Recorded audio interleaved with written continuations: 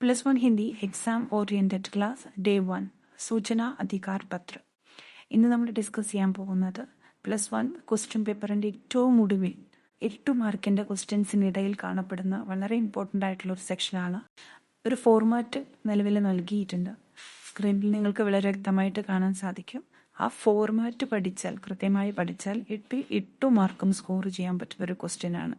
Format നോക്കാം.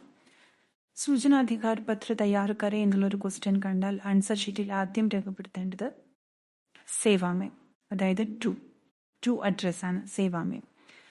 സാർവജനിക് സൂചനാധികാരി, അതായത് public information officer. ഏതൊരു സ്ഥാപനത്തിലെയും പബ്ലിക് ഇൻഫർമേഷൻ ഓഫീസർക്കാണ് നമ്മൾ വിവരാവകാശ നിയമപ്രകാരം കത്തയക്കുന്നത്. ഇപ്പം 2, അതായത് സേവാമേ സാർവജനിക് സൂചനാധികാരി പബ്ലിക് ഇൻഫർമേഷൻ ഓഫീസർ. താഴെ അഡ്രസ്സാണ് കൊടുക്കുന്നത്. അത് ക്വസ്റ്റ്യനിൽ വളരെ കൃത്യമായി രേഖപ്പെടുത്തിയിട്ടുണ്ടാവും. അവിടെ നിന്ന് എടുത്ത് ഫില്ല് ചെയ്യും. പിന്നീട് ഒരു 5 പോയിന്റ്സ് വളരെ കൃത്യമായി പഠിച്ചു വെക്കണം. 1, ആവേദകന ആപ്ലിക്കൻറ്റിൻ്റെ പേര്. 2, ഡാക്ക പുര പത്ത, അദ്ദേഹത്തിൻ്റെ ആപ്ലിക്കൻറ്റിൻ്റെ പൂർണ്ണ അഡ്രസ്. 3, സൂചനാക്ക വിഷയ്, അതായത് ഇൻഫർമേഷൻ നമ്മൾ കത്ത് എഴുതുമ്പോൾ ഒഫീഷ്യൽ ലെറ്റർ എഴുതുന്ന സമയത്ത് നമ്മൾ സബ്ജക്റ്റ് രേഖപ്പെടുത്തുമല്ലോ, വിഷയം, കത്തിൻ്റെ വിഷയം. 4ാമത്തെ പോയിന്റ് മാഗി ഗയി സൂചനാക്ക വിവരൺ. ഇവിടെയാണ് നമുക്ക് എന്തെല്ലാം വിവരങ്ങളാണോ ലഭ്യമാക്കേണ്ടത് അതുമായി ബന്ധപ്പെട്ടിട്ടുള്ള ക്വസ്റ്റ്യൻസ് ആഡ് ചെയ്യേണ്ടത്. അതായത് എന്തെല്ലാം വിവരമാണോ നമുക്ക് ലഭ്യമാക്കേണ്ടത് ആ വിവരങ്ങൾ രേഖപ്പെടുത്തേണ്ടത്. അതിന് ഞാൻ ബ്രാക്കറ്റിൽ കുറച്ച് എളുപ്പത്തിന് മനസ്സിലാവാൻ വേണ്ടിയിട്ടാണ് ക്വസ്റ്റ്യൻസ് ആഡ് ചെയ്തിട്ടുള്ളത്. അതായത് നമുക്ക് വേണ്ട വിവരങ്ങൾ സംബന്ധിച്ചിട്ടുള്ള ക്വസ്റ്റ്യൻസ് ആണ് അവിടെ രേഖപ്പെടുത്തേണ്ടത്. 5ാമത്തെ പോയിന്റ് സൂചന ഡാക് യഥസ്ഥിമി സൂചന, അതായത് ഇൻഫർമേഷൻ ഡാക്, അതായത് പോസ്റ്റലായിട്ട് വേണോ രജിസ്റ്റേർഡ് ആയിട്ട് വേണോ, യഥസ്ഥിമി അതായത് ഓഫീസിൽ നിന്നും ബൈ ഹാൻഡ് റിസീവ് ചെയ്യുമോ എന്നുള്ളതാണ് ചോദിക്കുന്നത്. അത് ഡാക് ദ്വാര എന്നുള്ളത് കോമൺ ആയിട്ടൊന്ന് പഠിച്ചു വെക്കുന്നതായിരിക്കും കുറച്ചുകൂടി എളുപ്പം. വേറെ കൺഫ്യൂഷൻസ് ഒന്നും വേണ്ടല്ലോ. അപ്പോൾ ബൈ പോസ്റ്റ്. ദെൻ റൈറ്റ് സൈഡിൽ താഴെയായിട്ട് ഹസ്താക്ഷർ, അതായത് സിഗ്നേച്ചർ, നെയിം ഓഫ് ആപ്ലിക്കൻ്റ് രേഖപ്പെടുത്തുക. ലെഫ്റ്റ് സൈഡിൽ താഴെയായിട്ട് പ്ലേസ്, ഡേറ്റ്, അതായത് സ്ഥാൻ, തിഥി എന്നിവ രേഖപ്പെടുത്തുക. ശേഷം റൈറ്റ് സൈഡിൽ മുകളിലായിട്ട് ഒരു സ്ക്വയർ, അതായത് ഒരു സ്റ്റാമ്പിൻ്റെ വലിപ്പത്തിൽ ഒരു സ്ക്വയർ വരയ്ക്കുക. അതായത് വിവരാവകാശ നിയമപ്രകാരം നമ്മൾ കത്തയക്കുമ്പോൾ 10 രൂപ ഫീ അടച്ചിട്ടാണ് നമ്മൾ ചെയ്യുന്നത്. അപ്പോൾ അത് കൈപ്പറ്റിയിട്ടുള്ള സ്റ്റാമ്പ് അവിടെ ഒട്ടിക്കേണ്ടതാണ്. അപ്പോൾ അതിന് വേണ്ടിയിട്ടാണ് ഒരു സ്ക്വയർ. അത് ജസ്റ്റ് ഒരു സ്ക്വയർ വരച്ചിട്ടാൽ മതിയാവും. ഇനി ഈ ഒരു ഫോർമാറ്റ്, ഒരു ക്വസ്റ്റ്യൻ നിങ്ങളുടെ കയ്യിൽ കിട്ടിയാൽ ഈ ഒരു ഫോർമാറ്റ് വെച്ചിട്ട് എങ്ങനെയാണ് ഒരു ക്വസ്റ്റ്യൻ നമുക്കത് ആൻസർ ചെയ്യാൻ പറ്റുന്നത് എന്നുള്ളത് നോക്കാം. ഫോർ എക്സാമ്പിൾ ഒരു ക്വസ്റ്റ്യൻ നോക്കാം. ബാഢ പീഡിത് ലോഗോं के लिए, അതായത് ഫ്ലഡ് ബാധിതരായിട്ടുള്ള ആളുകൾക്ക് വേണ്ടി राज्य सरकार की ओर से की गई सेवाओं की सूचना पाने के लिए സ്റ്റേറ്റ് ഗവൺമെൻറ്റിൻ്റെ ഭാഗത്ത് നിന്നും ലഭിച്ചിട്ടുള്ള അല്ലെങ്കിൽ ചെയ്തിട്ടുള്ള സർവീസ്, സേവനങ്ങൾ, സഹായങ്ങൾ എന്തൊക്കെയാണ് എന്നുള്ളതുമായി ബന്ധപ്പെട്ടിട്ടുള്ള സൂചന പാനേക്കിലി ഇൻഫർമേഷൻ ലഭ്യമാക്കുന്നതിന് വേണ്ടി ശ്രീ ബിനോയ് ബി തലശ്ശേരി കണ്ണൂർ, ആപ്ലിക്കൻ്റ് ആണ്, അദ്ദേഹത്തിൻ്റെ അഡ്രസ്സാണ്, അദ്ദേഹം ദ്വാര വഴി സാർവജനിക് സൂചനാധികാരി രാജസ്വ വിഭാഗ് സച്ചിവാലയ Thiruvananthapuram Kerala public information officer, അദ്ദേഹത്തിൻ്റെ ഡീറ്റെയിൽസ് അഡ്രസ്സാണ്, ഡിപ്പാർട്ട്മെൻറ്റ് പ്ലസ് അഡ്രസ്സ്, കോയിക് സൂചനാധികാർ പത്ര തയ്യാർ കരെ അയക്കുന്ന ഒരു വിവരാവകാശം തയ്യാറാക്കാനാണ്. ഞാൻ മുമ്പേ സൂചിപ്പിച്ചു, സൂചനാധികാർ പത്ര തയ്യാർ കരെ എന്നുള്ളൊരു ക്വസ്റ്റ്യൻ കണ്ടാൽ ആദ്യം ആൻസർ ഷീറ്റിൽ നമ്മൾ എഴുതേണ്ടത് ക്വസ്റ്റ്യൻ നമ്പർ എഴുതുക, ശേഷം എഴുതേണ്ടത് സേവാമേ സാർവജനിക സൂചനാധികാരി, മറ്റൊന്നും നോക്കണ്ട, അത് ആദ്യമേ അങ്ങ് എഴുതുക. സേവാമേ സാർവജനിക് സൂചനാധികാരി ടു പബ്ലിക് ഇൻഫർമേഷൻ ഓഫീസർ. അതിനുശേഷം വേണ്ട അഡ്രസ്സ് ക്വസ്റ്റ്യനിൽ ഉണ്ടാവുമെന്ന് ഞാൻ പറഞ്ഞിരുന്നു. ഈ തന്നിരിക്കുന്ന ഒരു സ്ക്രീനിലേക്ക് ഒന്ന് ശ്രദ്ധിക്കുക. അതിൽ സാർവജനിക് സൂചനാധികാരി ഞാനൊരു ബ്ലൂ കളറിൽ മാർക്ക് ചെയ്തിട്ടുണ്ട്. സാർവജനിക് സൂചനാധികാരി എന്നുള്ളൊരു ബോർഡിനോട് ചേർത്ത് തന്നെ കൊമ രാജസ്വ വിഭാഗ് സച്ചിവാലയ് കൊമ തിരുവനന്തപുരം കൊമ കേരള, അതാണ് അഡ്രസ്സ്.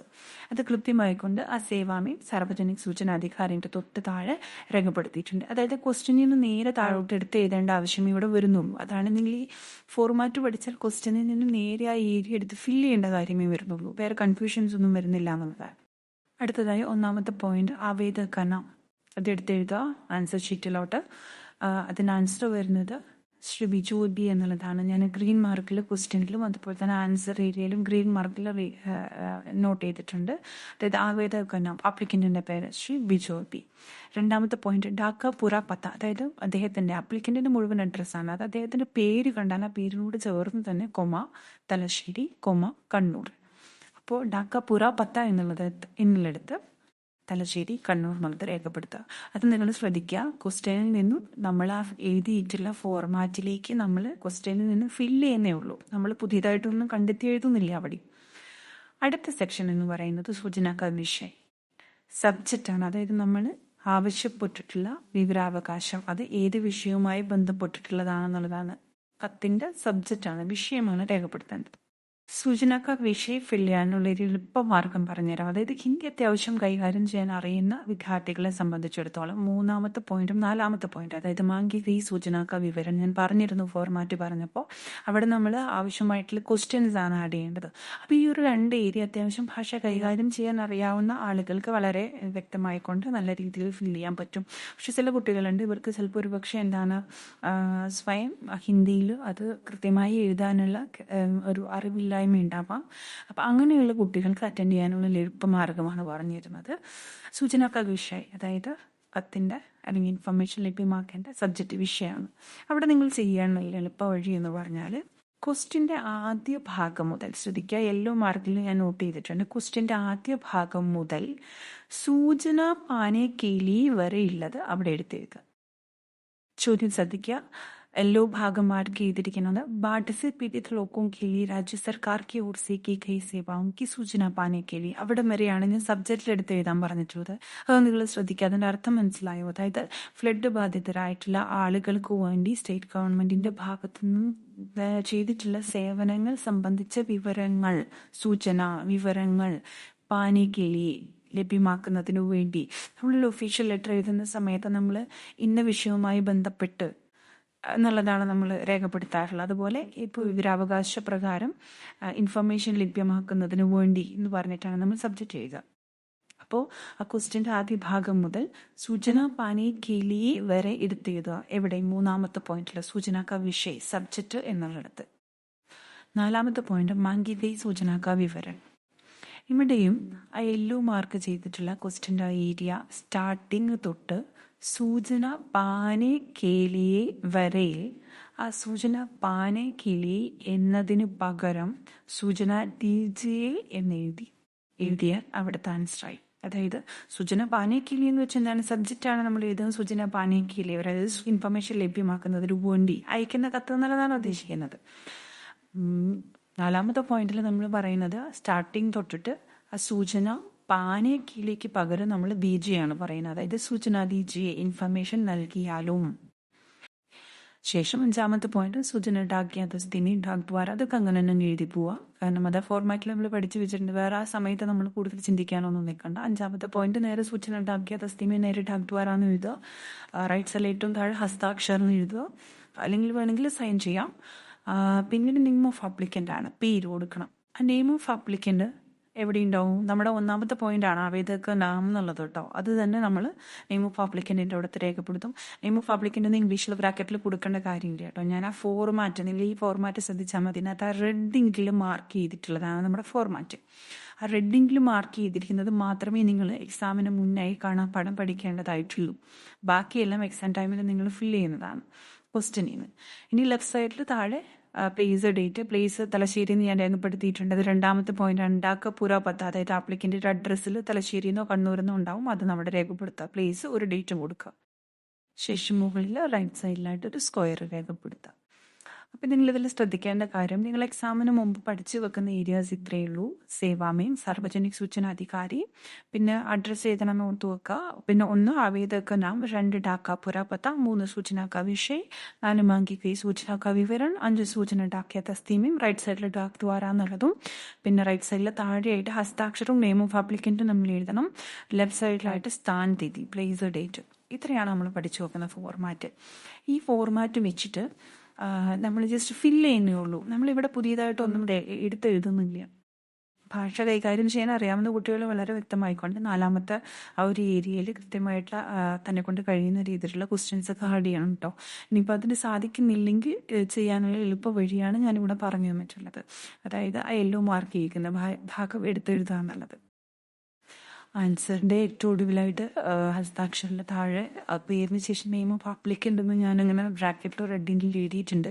അങ്ങനെ ആൻസർ ചെയ്യുന്ന സമയത്ത് എഴുതേണ്ട കാര്യമില്ല കേട്ടോ. ഞാൻ ആ ഒരു റെഡ് മാർക്കിൽ രേഖപ്പെടുത്തിയിരിക്കുന്നു എന്ന് വെച്ചാൽ ആ ഫോർമാറ്റ് ഒന്ന് നിങ്ങൾക്ക് തറോ ആവാൻ വേണ്ടിയിട്ടാണ്.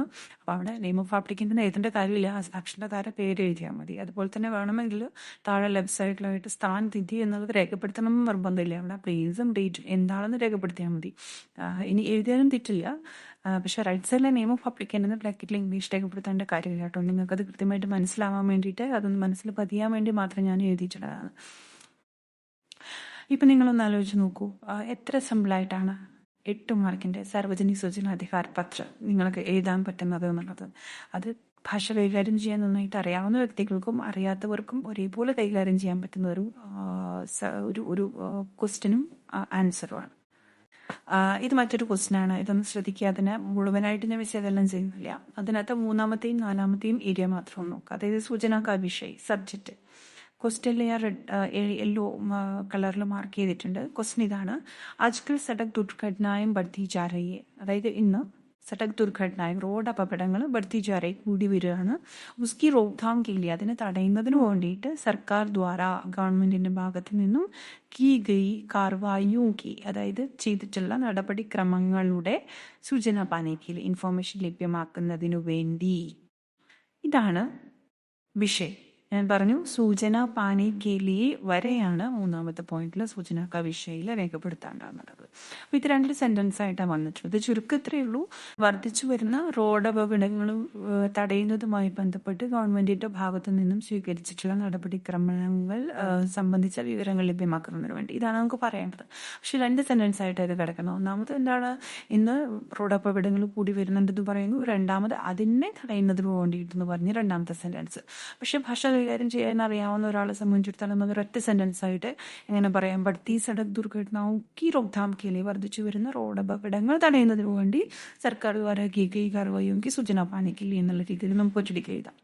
ഇനി അത് പറ്റിയില്ലെങ്കിൽ നിങ്ങൾ ടെൻഷൻ ഒന്നും ആവണ്ട. ഞാൻ മുമ്പത്തെ ക്വസ്റ്റ്യനിൽ പറഞ്ഞതുപോലെ തന്നെ 2 സെന്റൻസ് ആണെന്നുള്ളത് കൊടുത്ത് ടെൻഷൻ ആവണ്ട.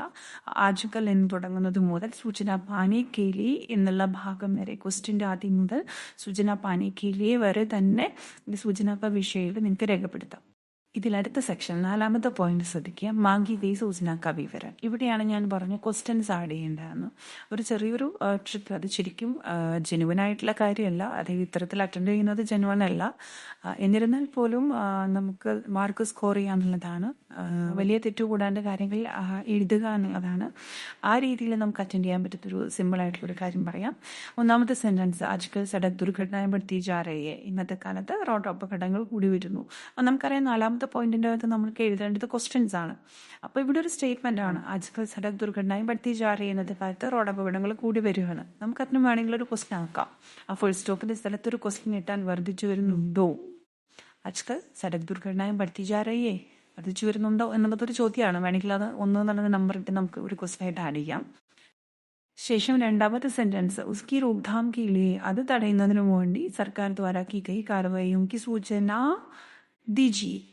ഞാൻ പറഞ്ഞു ക്വസ്റ്റ്യൻ്റെ തുടക്കം മുതൽ അല്ലെങ്കിൽ എന്താണ് സൂചന പാനെ കേലി എന്നതിന് പകരം സൂചന ദീജിയെ നൽകിയാലും എന്നുള്ളതാണ് 4-ാമത്തെ സെക്ഷൻ്റെ അകത്ത് നിന്ന് പറയേണ്ടത്. അപ്പോൾ ഉസ്കി റോക്താം കേലി സർക്കാർ ദ്വാര കീ ഗയി കാർവായും കി സൂചന ദീജിയെ 2-ാമത്തെ ക്വസ്റ്റ്യൻ. അപ്പം ഇങ്ങനെ 2 സെന്റൻസ് ഒക്കെ ആയിട്ട് വരുന്ന സമയത്ത് ഇത്തരത്തിൽ വേണമെങ്കിൽ അറ്റൻഡ് ചെയ്യാൻ പറ്റും. ഒരു 99% ഒക്കെ ചിലപ്പോൾ ഇത് റെഡി ആവും. ചിലപ്പോൾ ഒരു 1% ഇതിനകത്തൊരു പ്രശ്നങ്ങളും വരാം. ആപ്ലിക്കബിൾ ആണ് എന്നുണ്ടെങ്കിൽ ഇത് നിങ്ങൾക്ക് ഇത്തരത്തിൽ ട്രൈ ചെയ്യാവുന്നതാണ്. അപ്പം എന്തൊക്കെയായാലും വളരെ സിമ്പിളാണ്. നമുക്കിത് വളരെ പേടിക്കേണ്ട കാര്യമൊന്നും ഇല്ലാത്ത ക്വസ്റ്റ്യനാണ്. 8 മാർക്ക് സ്കോർ ചെയ്യാൻ പറ്റും. സേവ് ചെയ്യാൻ മറക്കണ്ട. എക്സാമിൻ്റെ തലേന്ന് ഒന്നുകൂടി കാണാൻ മറക്കണ്ട. സബ്സ്ക്രൈബ് ചെയ്യാനും മറക്കണ്ട. ഇത് Day 1 ആണ്. Day 2-ൽ അടുത്തൊരു ക്വസ്റ്റ്യൻ എങ്ങനെ വളരെ സിമ്പിളായിട്ട് അറ്റൻഡ് ചെയ്യാം, അതിനെങ്ങനെ ഫുൾ മാർക്ക് സ്കോർ ചെയ്യാം എന്നുള്ള ഒരു ട്രിക്കുമായി വരുന്നതാണ്. Okay, thank you. बहुत बहुत धन्यवाद.